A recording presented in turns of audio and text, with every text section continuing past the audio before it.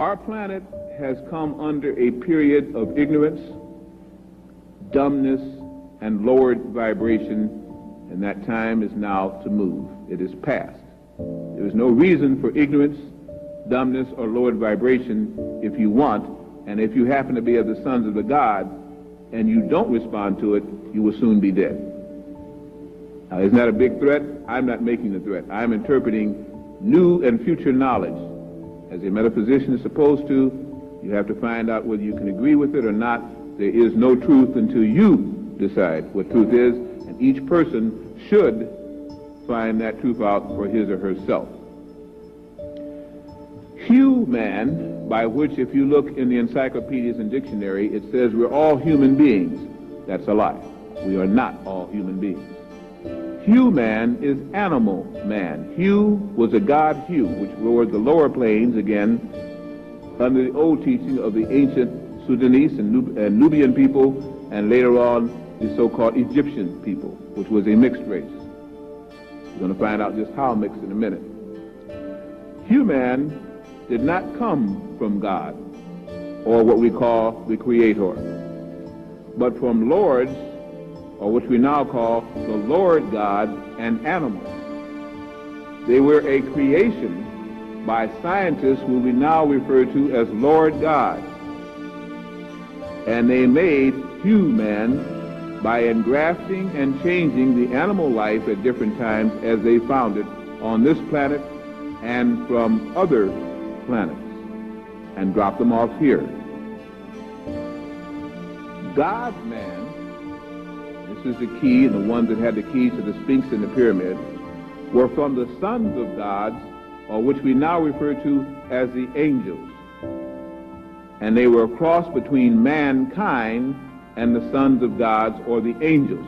Understand this, in fundamentalist teachings, angels are those spirits who represent the Most High and who fly around with wings and live whether it's in Herod or some of the lower heavens and do the biddings of God himself. That is a fundamentalist interpretation.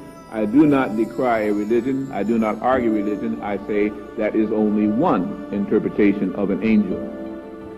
The other is those who mastered the angles, those who could bend light rays, those who understood the four pillars of the sacred sign of the swastika, which was not called the swastika, but a whole different name.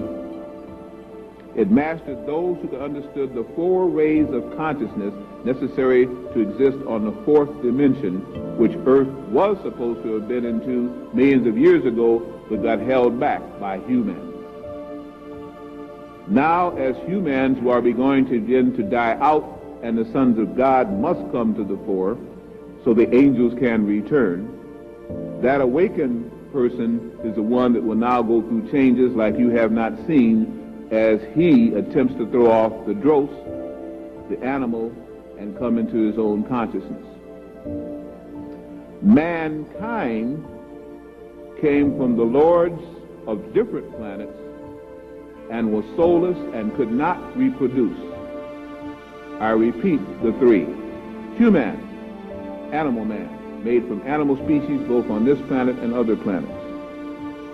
God-man, the sons of God, and also sometimes interpreting with mankind, a made person again by Lord gods on other planets. And mankind again by strictly the lords of other planets in this one. Obviously, you can begin to see what I'm inferring. This has nothing to do with the Creator, the prime causation, the cosmic universal logoi.